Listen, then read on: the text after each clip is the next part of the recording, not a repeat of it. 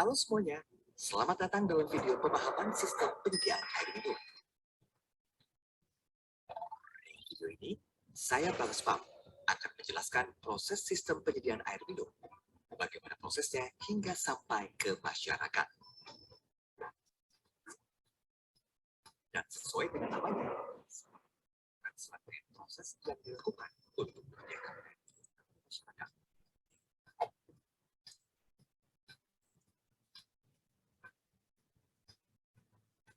Sebelum masuk ke prosesnya, kalian harus tahu kalau spam itu terdiri dari 5 komponen dan menjadi kesatuan dalam proses penyediaan air. Berikut rinciannya.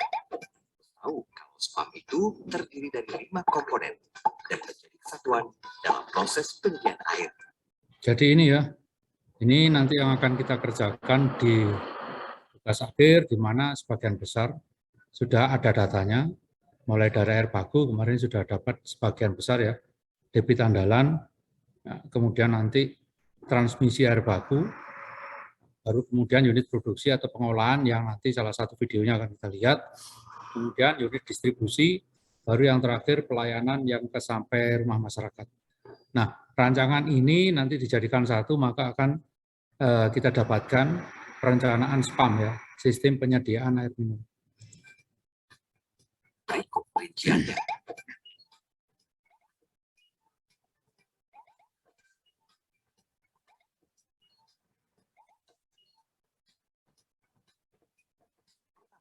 Komponen air baku, yaitu jenis sumber air dan sarana pengambilan yang akan digunakan. Selanjutnya, komponen kedua, komponen transmisi air baku yang dilanjutkan untuk dialirkan. Ketiga, komponen unit produksi, yaitu proses pengolahan air.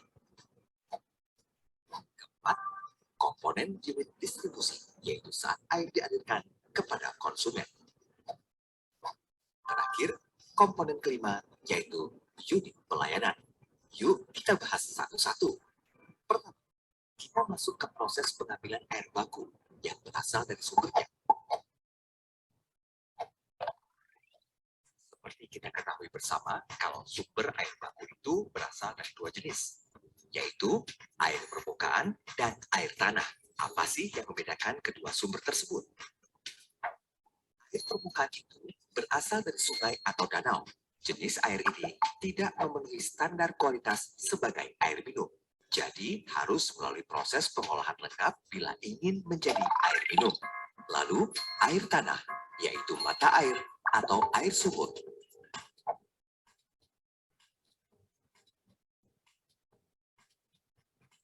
Air tanah mengandung besi atau mangan melebihi ketentuan yang berlaku, satu cara mengurangi kadarnya adalah dengan menggunakan proses aerasi.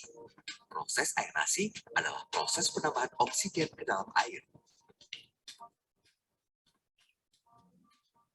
Lalu membutuhkan pembunuhan disinfektan untuk mencegah kontaminasi bakteri dan mikroba pada air.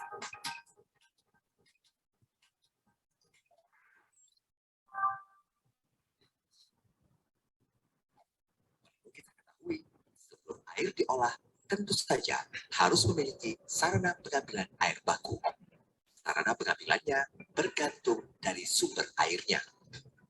1. Jadi, bila sumber air bakunya adalah permukaan air, maka bangunan pengambilan air yang digunakan adalah intake. 2. Tapi jika sumber air bakunya adalah air tanah, maka bangunan penangkap air yang digunakan adalah broadcasting. Setelah air baku diolah di sarana tersebut, prosesnya berlanjut ke komponen transmisi air baku. Nantinya dialirkan ke unit produksi. Ini adalah proses mengalirkan air ke tempat pengolahan melalui jaringan perpipaan transmisi. Pada proses transmisi air baku, air dialirkan ke tempat pengolahan melalui jaringan perpipaan transmisi. Ini menandakan air baku masuk dalam pengolahan lengkap. Bila sudah di tahap produksi, artinya air baku akan diolah menjadi air minum. Melalui serangkaian proses untuk air minum yang sesuai dengan Permenkes nomor 492 tahun 2010. Ketiga, masuk proses komponen unit produksi. Prosesnya dilakukan sesuai standar secara kimia, fisika, biologi, dan bakteriologis. Tapi perlu diketahui juga proses pengolahan yang tidak lengkap. Jadi hanya terdiri dari satu atau dua pengolahan unit saja. Misalnya hanya pengolahan fisik saja. Tahapan-tahapan proses pengolahan air baku. Yang pertama, dimulai dengan koagulasi, yaitu proses pembubuhan bahan kimia yang disebut koagulan ke dalam air baku dengan pengaduan cepat untuk menghasilkan partikel yang lebih besar atau disebut log.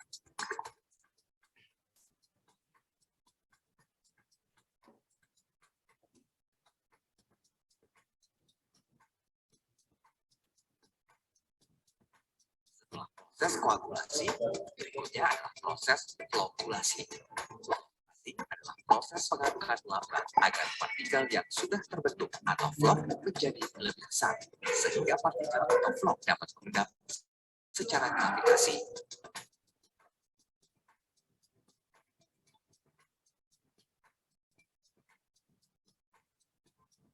Kemudian setelah proses flokulasi, partikel flok diendapkan pada unit sedimentasi. Proses ini disebut proses pengendapan. Endapan yang terbentuk atau biasa disebut lumpur bisa merusak lingkungan jika dibuang begitu saja. Karena itu, lumpur ini harus melalui proses pengentalan, lalu stabilisasi untuk mengurangi senyawa dalam lumpur dan dipisahkan dengan air yang masih terkandung di dalam lumpur. Proses berikutnya adalah filtrasi, yaitu menyaring partikel atau flok yang tidak dapat mengendap di proses sedimentasi. Filter menggunakan media antara lain kerikil dan pasir.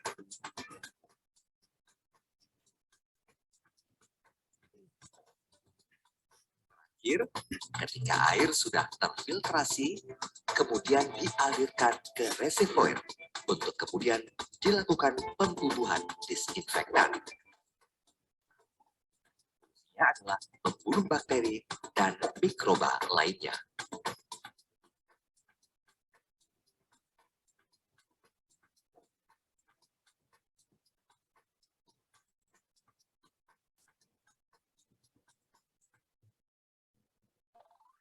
Nah, lengkap sudah proses unit produksinya. Selanjutnya adalah cara kerja pengaliran air yang perlu kamu ketahui. Dilakukan secara gravitasi, yaitu penggunaan sistem yang pemeliharaannya lebih murah karena menggunakan sedikit mekanikal dan tidak menggunakan listrik. 2. Pemompaan untuk sumber air yang lebih rendah. Namun perlu diketahui proses ini bergantung pada kekuatan pompa. Prinsipnya, semakin besar kekuatan pompa, maka akan memakan lebih banyak energi. 3. Kombinasi antara gravitasi dengan pompa, di mana gravitasi akan digunakan ketika air disalurkan ke instalasi pengolahan air. Itulah gambaran proses dari unit produksi sistem pengolahan lengkap penyediaan air minum. Lalu bagaimana cara menentukan sarana yang sesuai dengan jenis air bakunya? Sumber air baku yang berasal dari air permukaan pada umumnya membutuhkan pengolahan lengkap. Sumber air baku yang berasal dari tanah atau mata air tidak harus melalui pengolahan yang lengkap. Setelah mengetahui proses pengolahan air baku, proses keempat adalah proses distribusi yang menggunakan jaringan pipa distribusi untuk membawa air dari bak penampung reservoir sampai ke pelanggan. Nah, jaringan pipa distribusi ini diklasifikasikan menjadi 3, yakni 1. Pipa induk atau pipa transmisi, 2. Pipa cabang atau pipa sekunder, 3. Pipa tersier. Pipa distribusi mengalirkan air dari reservoir ke pipa sekunder, kemudian pipa sekunder mengalirkan air ke pipa tersier. Setelah itu, barulah air dialirkan ke sambungan rumah setiap konsumen. Ada 2 pola yang biasa digunakan oleh sistem pipa distribusi tersebut. Rinciannya sebagai berikut. 1. Pola cabang atau open system yang merupakan jaringan pipa yang dinilai lebih ekonomis karena jalurnya lebih pendek. 2. Pola grid merupakan jaringan pipa yang paling banyak digunakan, tapi nilainya lebih mahal sebab membutuhkan pipa dan sambungan yang lebih banyak. Meski mahal, namun punya keunggulan karena tidak ada air yang akan stagnan atau mampet. Komponen terakhir yaitu unit pelayanan. Kita tentu penasaran bagaimana air yang telah diolah bisa sampai ke rumah-rumah. Di Indonesia, umumnya pelayanan spam dilakukan secara individual dengan menggunakan sambungan rumah atau SR dan komunal lewat penggunaan tangki air atau hidran umum dan master meter. Barulah air akan sampai ke rumah pelanggan. Jika pelayanannya secara individual, maka dilakukan dengan mengalirkan air langsung ke rumah pelanggan dengan menggunakan pipa yang dilengkapi dengan meter air. Tapi jika pelayanannya secara komunal, melalui tangki air atau hidran umum, maka air ditampung menggunakan tangki dan masyarakat mengambil air dari tangki tersebut atau dialirkan melalui master meter. Selanjutnya, masyarakat secara mandiri mengelola air tersebut. Demikian proses sistem penyediaan air minum secara lengkap sampai masyarakat bisa menikmatinya. Semoga bermanfaat ya. Sampai ketemu video berikutnya yang akan membahas mengenai pembiayaan investasi pembangunan sistem penyediaan air minum, pembiayaan operasi, dan pemeliharaan spam. Oke. Jadi itu sekilas ya, apa yang nantinya akan mendasari perencanaan yang harus kalian lakukan secara lengkap. Tadi sudah disampaikan di spam ada 5 bagian ya, mulai dari sumber, kemudian pipa transmisi, pengolahan, dialirkan, terus pipa distribusi, dan distribusinya pun ada berbagai macam, ada yang individu, sambungan rumah, ada yang komunal berupa tandon air ya, hidran umum, berupa hidran umum atau meter umum. Nanti yang dikelola sendiri oleh masyarakat, itu biasanya gratis ya, digratiskan. Jadi itu untuk kepentingan sosial, untuk masyarakat yang memang tidak mampu atau tidak mampu membayar terhadap akses air minum. Ya, sampai di sini barangkali ada pertanyaan. Silakan.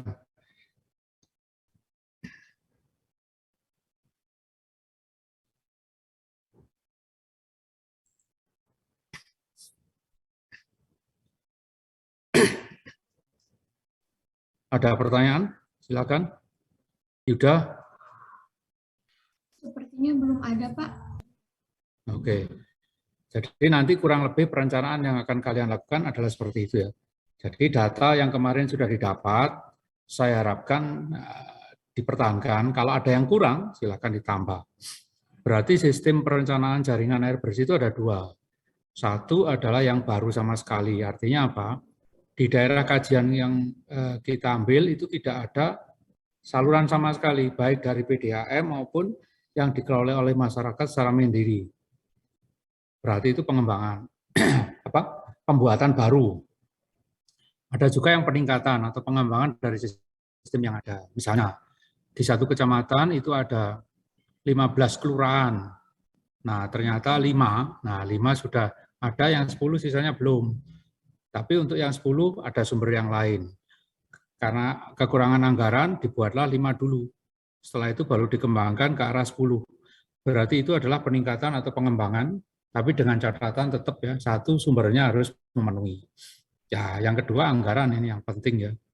Nah, itu nanti bisa diintegrasikan dengan sistem yang existing. Atau kalau tidak ya terpisah nggak masalah, tapi pengelolaannya biasanya jadi 1.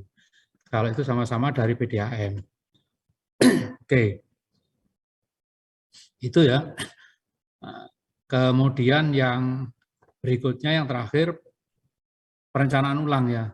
Perencanaan ulang bisa juga untuk daerah-daerah yang sudah ada, tapi mungkin karena kebocoran, kemudian karena seringkali ada warga yang tidak mendapatkan air meskipun sudah ada salurannya kan terjadi ya. Pemadaman. Itu kenapa begitu? Nah, kenapa terjadi seperti itu? Karena macam-macam. Bisa juga karena sisa tekannya tidak mencukupi.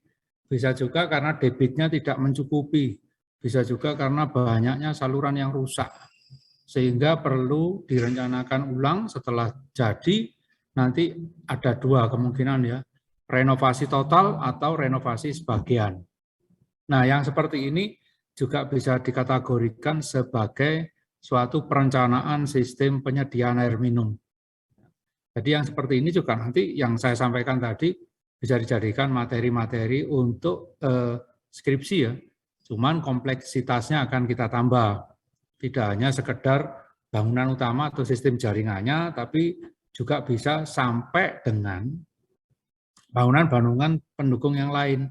Contohnya apa? Yang tadi dikatakan intake ya, ground capturing, terus apa lagi tadi? Sistem pengolah air bersihnya, WTP, Water Treatment Plant.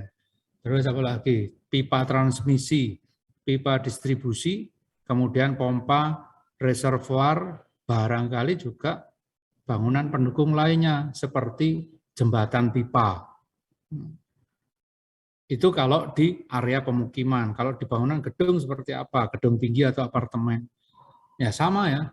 Ada yang untuk firefighting ya, untuk pemadam kebakaran. Itu juga harus direncanakan. Reservoirnya mungkin akan berbeda. Kalau reservoir di pemukiman biasanya kan bisa dalam bentuk yang masif, terbuat dari beton, elevated itu ya, diangkat 2 meter, 10, mungkin sampai 15 meter, silahkan, tergantung kebutuhan. Kalau daerahnya sudah berbukit, di mana sumbernya ada di atas, mungkin reservoir malah bisa ditaruh in the ground ya, ditanam gitu ya, supaya biayanya lebih murah, mudah perawatannya. Tapi untuk menyalurkan air ke bawah, tekanan yang sampai pada pelanggan paling ujung masih memenuhi persyaratan. Artinya tidak mampet, tidak ada air ya, dia mendapatkan pelayanan yang rata. Makanya tadi ada beberapa sistem ya, ada yang sistem cabang, murah ya, ada juga yang grid iron tadi ya. Yang model itu ada lagi yang rektangular macam-macam, nanti bisa Anda lihat di buku teorinya ya. Itu ada bermacam-macam sistem yang bisa diterapkan. Oke. Itu berarti sistem distribusinya. Nah, yang seperti ini nanti kalau mengerjakan skripsi harus lengkap ya. Tapi kalau di latihan besar nanti yang pipa-pipa utamanya saja. Yang penting jaringannya terbentuk. Dari sumber sampai ke pelanggan bagaimana sistem pengalirannya. Mungkin tidak sampai ke sambungan rumah tetapi cukup dengan pipa distribusi. Kembali lagi ke bangunan gedung ya, apalagi bangunan gedungnya tinggi ya. Nah itu nanti banyak hal ya, nanti mungkin perlu saya buatkan ilustrasi lah atau kita lihat salah satu video yang pernah saya dapatkan, lupa cuma saya naruhnya. Itu bagaimana sistem penyediaan air minum di bangunan gedung berlantai tinggi ya, apartemen dan lain sebagainya, bisa kita lihat ya. Kalau metode penghitungannya mirip sama. Oke, sampai di sini mungkin ada pertanyaan, silakan. Ini juga ada video yang lain ya, menarik juga. Coba nanti saya share ini. Di luar negeri nih, CAW Wilson Water Treatment Plant. Nah, kita coba. Nah, udah kelihatan nih? Sudah, Pak. Oke, coba kita lihat. Ini khusus ya. Ini disampaikan dalam bahasa Inggris, saya kira tidak ada masalah. Bagi kalian yang Inggrisnya kan mudah ya. Kalian kan udah mau lulus nih. I think your English is quite well. All of you ya. Oke, let's see. Kita lihat. Here to follow the journey of water from the lake to the treatment plant, through the distribution system, and to your schools and homes. We hope you enjoy the journey. Nah, ini menarik ya. Dia akan menyampaikan bagaimana air itu disiapkan mulai dari mana tadi? Lake ya. Ya, cuman jangan bayangkan lake-nya mereka dengan lake kita ya. Danaunya mereka jauh lebih bersih. Karena sudah tidak ada kontaminan di sana ya. Wow. Look at this plant. Giant ya, besar sekali ya.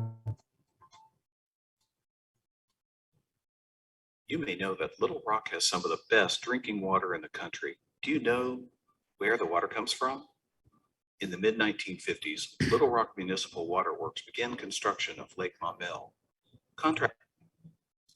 Bisa dilihat ini sudah sejak lama mereka bangun, dimulai lihat pipanya ya, penyediaan air bersihnya, karena diambil dari danau, berarti ini debit yang diharapkan diserap Contractors cleared besar and built sekali ya. a dam across the Maumelle River.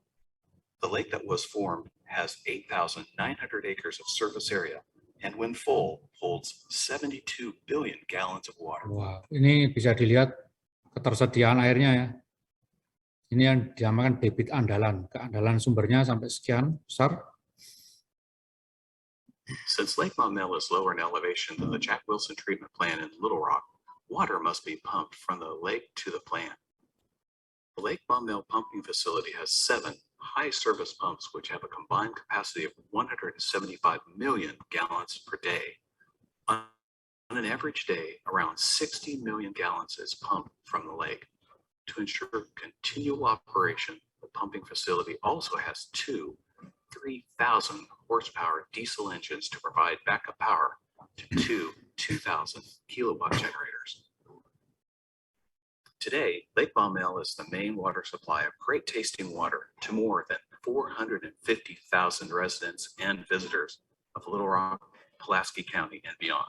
Although Lake Maumelle is one of the cleanest water supply lakes in Arkansas, there are a lot of people who work every day to ensure it's the highest quality water our customers enjoy. Water from Lake Maumelle is pumped 9 miles through 2 parallel pipes, the largest of which is 6 feet in diameter. Chlorine dioxide is made on site by combining hydrochloric acid, bleach, and sodium chloride. Once water gets to the plant, the water surfaces here, where aluminum sulfate, also called alum, and lime are added to start the process of cleaning the water. The alum causes the sediment and other particles in the water to start to clump together or coagulate to form flock.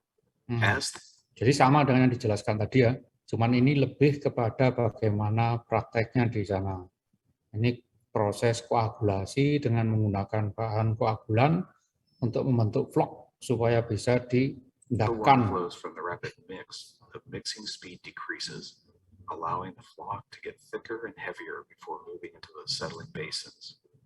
In addition to visual inspections, pH and turbidity measurements are taken automatically. Once the water enters the large settling basins, the movement of water is slowed even further to allow the flock to settle to the bottom of the basin. Motors move large flat rakes or flights along the bottom of the basins, pushing the settled flock into troughs where the flock is removed. This process removes 90 to 95% of the particles from the water. The next stage of treatment is filtration. The water flows from the basins to the filters, which are comprised of layers of gravel, sand, and anthracite coal. On an average day of treatment, 3 to 4 million gallons of water will flow through each of 16 filters. Over time, the filters become clogged with particles. Every few days, the flow of water is reversed in a cleansing process called backwash. Valves are closed to stop the forward flow of water, and other valves are open to allow compressed air to move backwards through the filters to loosen up gravel and sand.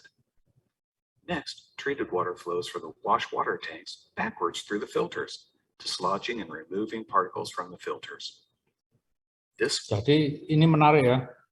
Kita punya filter, filter yang untuk menyaring air yang setelah di flocking tadi, sun filter pelan-pelan itu ya, sampai airnya bersih. Ya. Itu pelan. Nah, suatu saat ini filternya kan kotor nih. Nah, airnya bisa dialirkan balik untuk pencucian yang ada, pasir yang ada.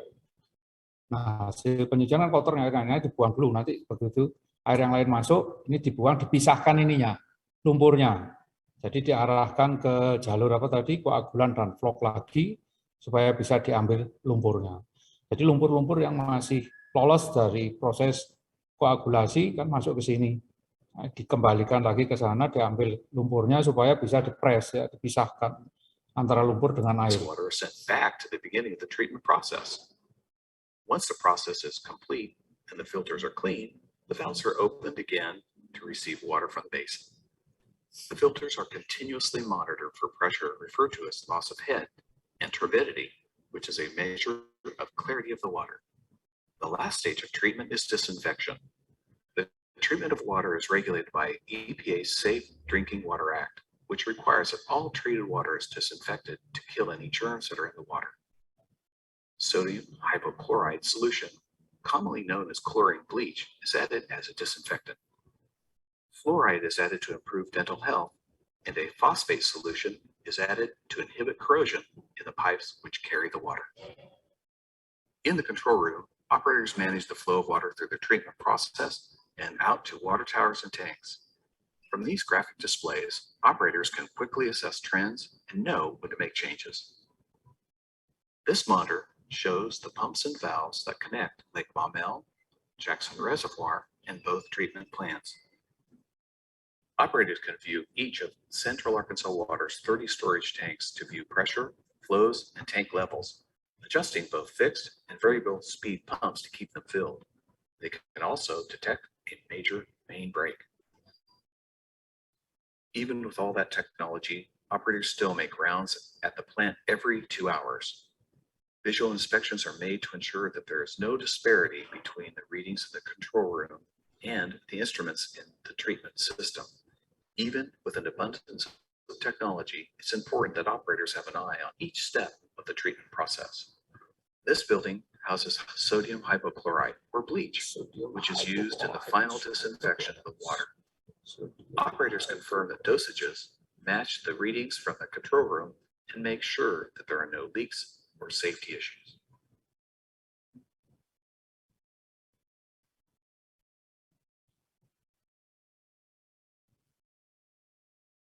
In this building, chlorine dioxide is made on site. Chlorine dioxide is a strong oxidizer, which breaks down the surface protein of bacteria. The addition of chlorine dioxide to the treatment process helps meet new EPA regulations by reducing the levels of disinfection byproducts in the treated water.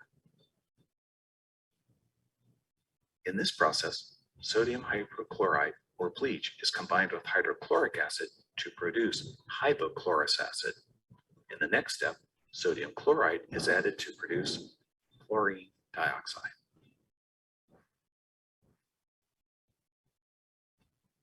The state-of-the-art laboratory performs more than 1,600 analyses each week. In the microbiology laboratory, water samples from the lake, the treatment plant, and the water lines are tested to ensure the water is safe to drink and meets all regulatory requirements. Some tests involve filtering the water, and others involve an enzyme test that produces a color reaction if bacteria are present. Sterile procedures are used. Saya percepat ya. After filtration, fluoride and phosphate solutions are added, and a lime slurry is used to adjust the pH.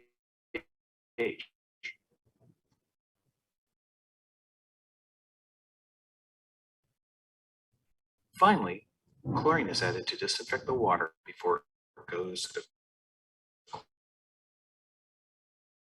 contact chamber. Underneath these fields, each are large. The chambers are baffled to slow the movement of water, ensuring that the chlorine is well mixed for an appropriate amount of time. From there, it flows through the domed clear well, which also contains baffles and holds 5 million gallons. Water is pumped from water plants to 30 storage tanks throughout the system. This tank in Walton Heights contains 100,000 gallons, and this tank in North Little Rock contains 1 million gallons. Central Arkansas Water is proud to provide our customers with the safest, highest quality drinking water possible. Our dedicated staff, along with our cutting-edge technologies and forest to faucet approach, ensure delivery of some of the best water in the country to almost 500,000 people every day. Central Arkansas Water is happy to serve you and your families.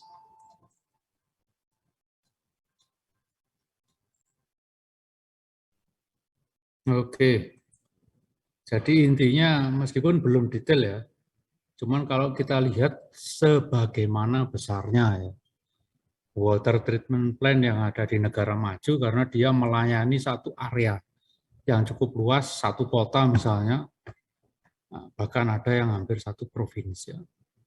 Nah itu berarti gede banget. Sementara di kita kan belum sampai ke sana. Kecuali di kota-kota besar seperti Surabaya, Jakarta yang sampai ada perusahaan daerahnya itu gede banget ya. Kalau di Malang, kota Malang masih parsial ya. Pengolahannya parsial dan sebagian besar air baku yang kita ambil berasal dari sumber yang kurang lebih sudah memenuhi persyaratan, ya, persyaratan air minumnya. Sehingga pengolahannya nggak serumit yang tadi. Kalau yang tadi kan ini, yang tadi kan dari apa?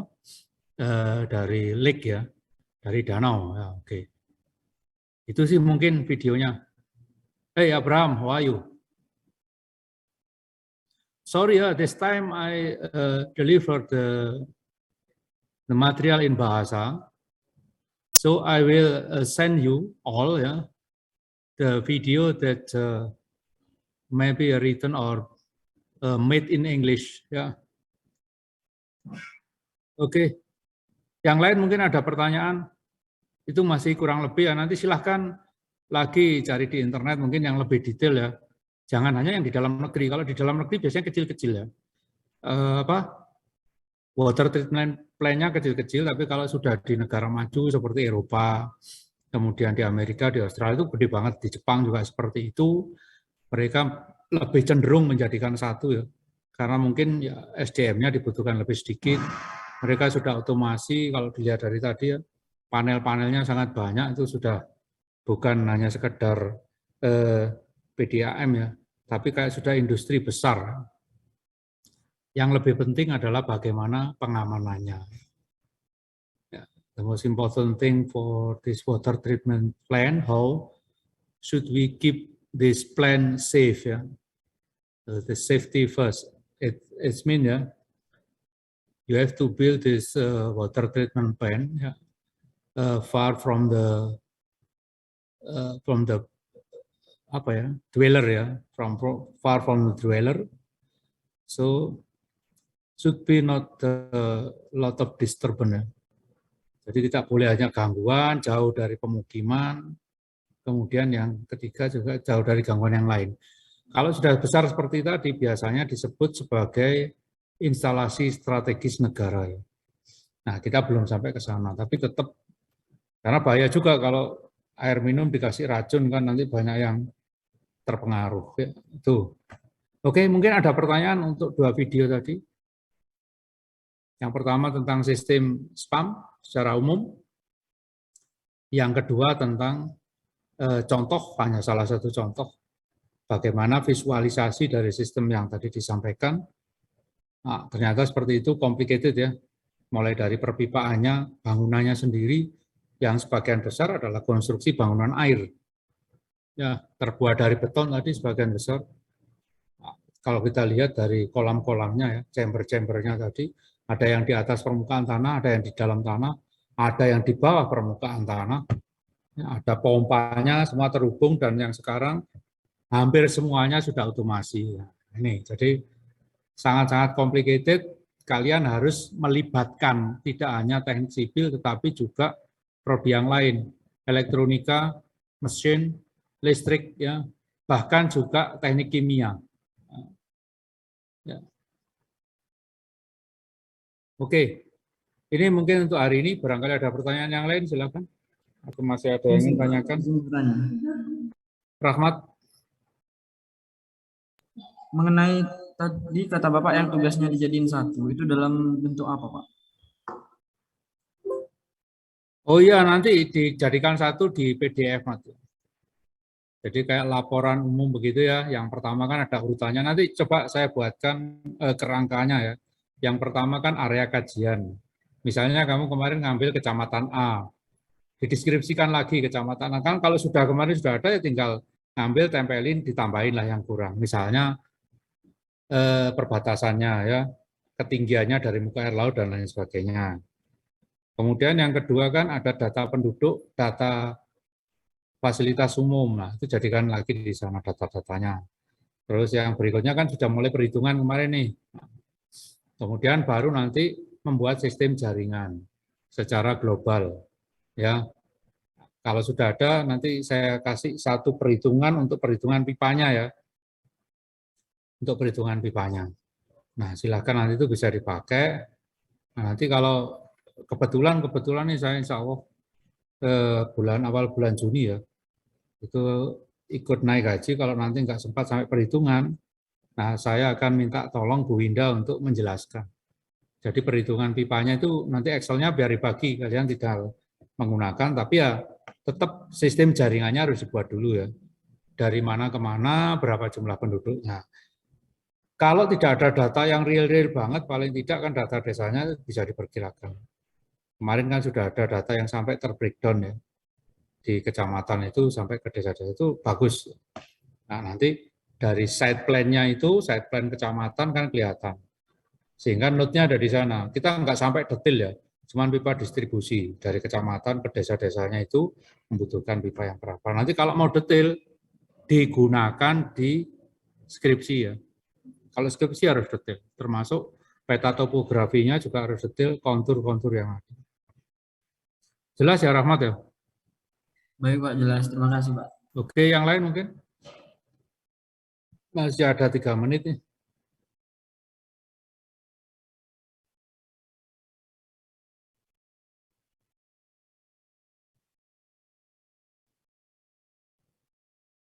So,